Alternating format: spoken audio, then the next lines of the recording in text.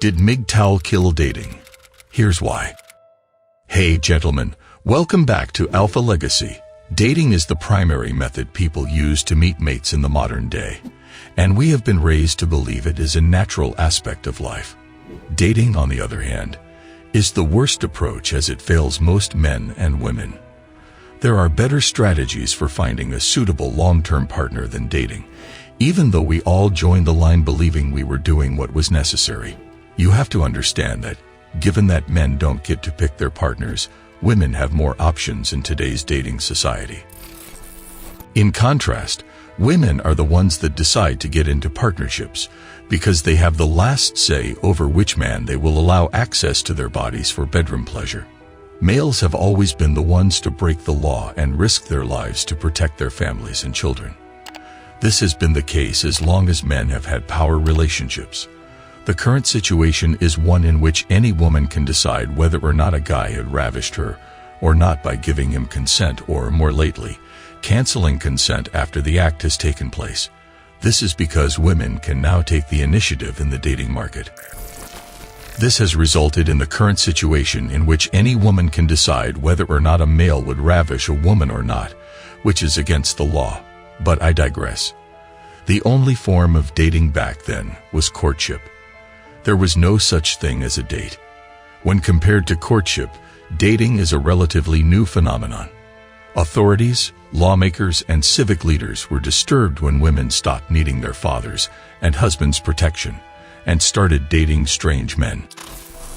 Dating has more destructive than beneficial impacts on society, and our predecessors were right to worry about the future of our species. Understanding the essential distinctions between courtship and dating helps us see why dating was doomed to failure. This point of view holds that the purpose of courtship is to strengthen the emotional bonds between future spouses so that the couple can start making plans for their future together. Responsibility and commitment are essential. You must submit to God's will as you seek a lifelong spouse. However, there are few opportunities for any long-term commitment when dating. Building a solid bond and learning more about one another through courtship is crucial before marriage. Dating is more of a numbers game in the hopes that someone will be able to keep a job than it is for those serious about committing and having a meaningful long-term relationship. For those who are serious about these things, dating is inappropriate. As a result, dating is a tactic based on the expectation of achieving happiness in the future. Hope is not a plan, as anyone who has had any experience in the dating world will tell you. Women in today's society date mainly to obtain free benefits like food, money, and entertainment. The critical point is that going on dates is not the most incredible method for getting to know someone. To afterward begin a long-term relationship, get married, and have children with them. Contrarily, when two people are immersed in a romantic interaction, the whole attention is on the here and now.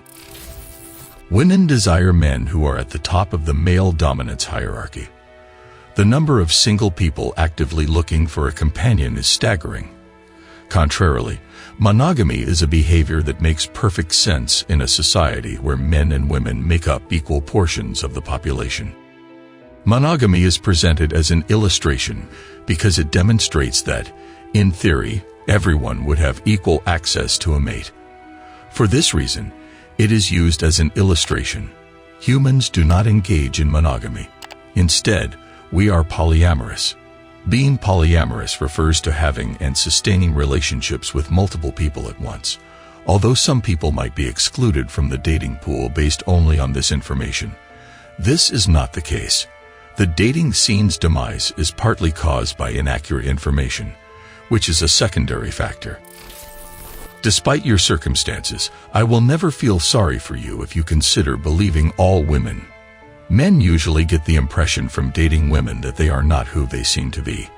As a result, they talk about areas of their personal life that, if the male had known about them, would probably have caused him to break up with the woman. Because accountability is a woman's kryptonite, the argument is that my past shouldn't matter even if it exists. Women want the freedom to act however they like without worrying about being judged or denied chances, which is why this argument exists.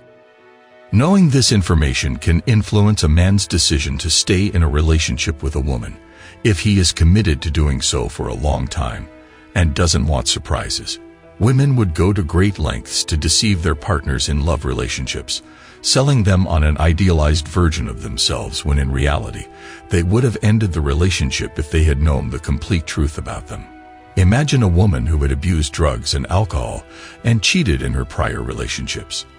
Now her new man does not know about this, and she is not ready to disclose her heroic acts. Sooner or later, she must disclose this knowledge to her new lover so that he can decide whether to commit to her for the long term as a partner. When a man learns the truth about a girl he thought was sweet and innocent, he has to deal with heartbreak. To avoid this breaking of heart, one should first get to know about his future partner's past so he can decide accordingly. Unfortunately, instances involving paternity fraud and other similar issues always result in this event. Never tell a man a falsehood about your past to win him over. Sooner or later, he will find out, and it will shatter his heart. That is all for today, gentlemen.